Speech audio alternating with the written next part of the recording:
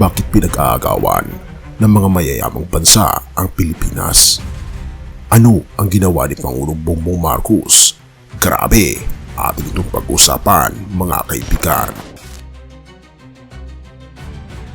Once again, the president played the role of the country's best salesperson as he invited participants of the World Economic Forum to take a look at the improvements and strides made by the country to earn the distinction of becoming an investment hub. President aims to put a spotlight on investments and bring home jobs for Filipinos. So sasabihin ko, exactly what's happened, that we are forming a sovereign wealth fund for investments for big investments in the basic areas such as agri, energy, digitalization, climate change. The World Economic Forum is hosting a country strategy dialogue for us, where we are given the opportunity to promote the Philippines as leader and driver of growth and the gateway to the Asia-Pacific region, one that is open for business, ever ready to complement regional and global expansion plans of both foreign and Philippine-based enterprises anchored on the competent and well-educated Filipino workers, the managers and professionals.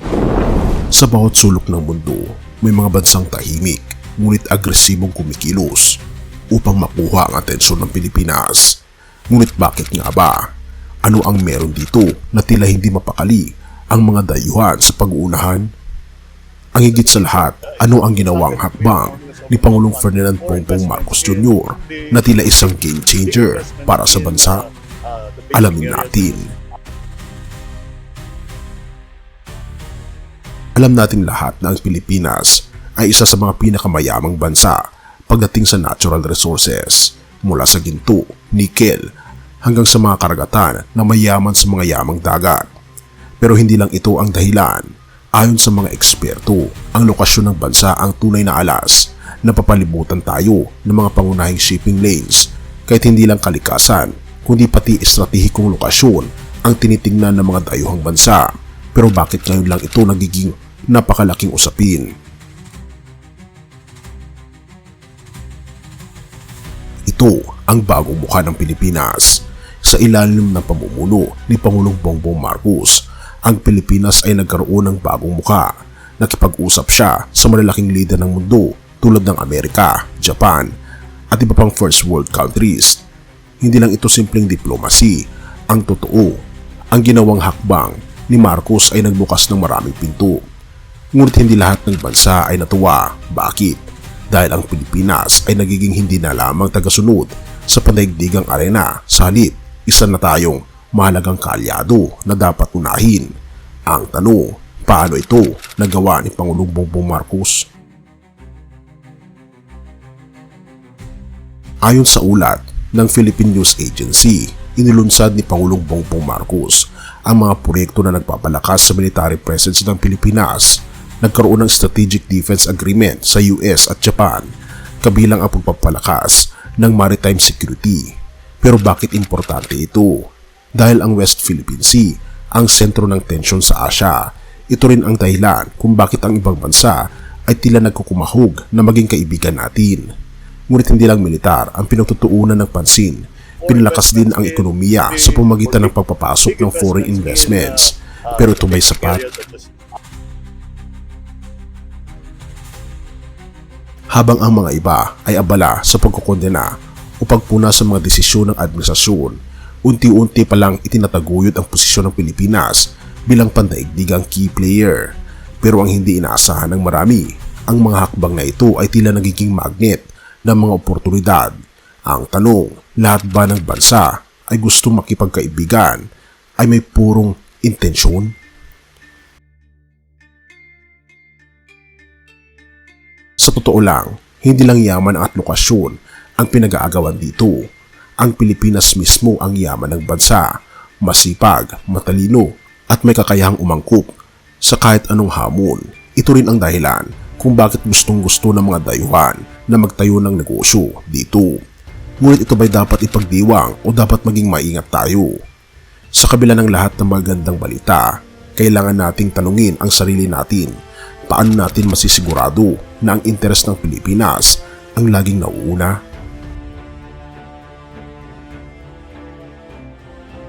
Sa makatuwid, ang ginawa ni Pangulong Bongbong Marcos ay nagbigay ng malaking oportunidad para sa bansa Ngunit kasabay nito ay ang hamon para sa ating lahat na bantayan ang mga susunod na hakbang. Ang tagumpay ay hindi lamang nakasalalay sa isang lider, kundi sa pagkakaisa ng bawat Pilipino at syempre sa probidensya ng ating Panginoong Diyos.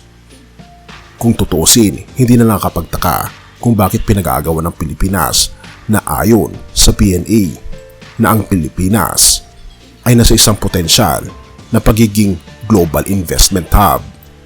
Pero ang tanong na dapat natin tanungin sa ating sarili ay ito: paano natin magagamit ang atensyong ito para sa tunay na kapakanan ng bayan?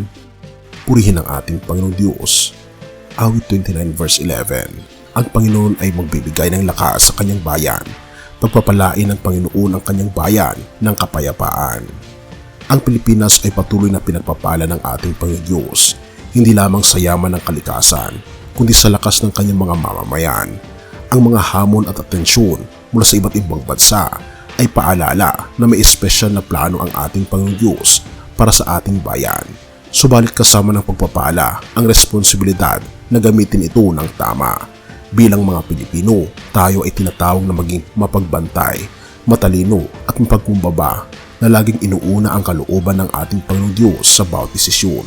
Sa kabila ng lahat, ang tunay na kapayapaan ay manggagaling lamang sa ating Panginoong Diyos na siyang nagbibigay ng lakas at gabay sa bawat hakbang. Purihin ang ating Panginoong Diyos at tayo manalangin. Ama naming Diyos na makapangyarihan sa lahat, maraming salamat po sa yaman at biyayang pinagkakaloob ninyo sa aming bansa. Salamat sa aming likas na yaman sa aming estratehikong lokasyon at higit sa lahat sa aming mga kapwa Pilipino na patuloy na nagiging daluyan ng iyong kabutihan. O aming Panginoong Diyos, dinadalangin po namin at itinataas namin sa inyo ang aming mga pinuno, lalo na si Pangulong Ferdinand Marcos Jr.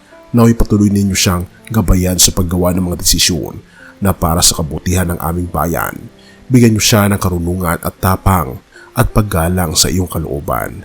O aming Panginoong Diyos, hinihiling din namin ang iyong proteksyon laban sa mga intensyon na maaaring magdala ng masama sa aming bansa. Tulungan niyo po kaming maging mapagbantay at matalino sa paggamit ng mga oportunidad na dumarating. Para sa mga nakikinig at nanonood ng mensaheng ito, o aming Panginoong Diyos, magpalain niyo po sila ng bukas na puso at isipan upang maunawaan ang iyong plano para sa kanilang buhay. Bigyan niyo sila ng tapang upang kumilos ng may pananampalataya at pag-asa sa gitna ng mga hamon. Salamat po, o aming Panginoong Diyos, dahil alam naming ikaw ang aming sandigan at kalakasan. Nawa'y ang Pilipinas ay maging ilaw sa buong mundo bilang isang bayan na nagpaparangal sa inyo. Ang lahat ng ito ay aming itinataas, alang-alang sa pangalan ng aming Panginoon Hesus, at salamat sa pagdinig ng aming panalangin at patuloy niyo po kayong patnubayan at patawarin sa lahat ng aming pagkukulang at pagkakasala, sapagkat ito masamot hiling sa matamis na pangalan ng aming Panginoon Hesus. Amen. Bago natin ipagpatuloy, kaibigan, siya nga pala ang Great Controversy, na isa sa mga pinakakontrobersyal na libro dahil tumutukoy ito sa mga propesiya sa libro ng Daniel at Revelation na nagaganap na sa panahon natin ngayon.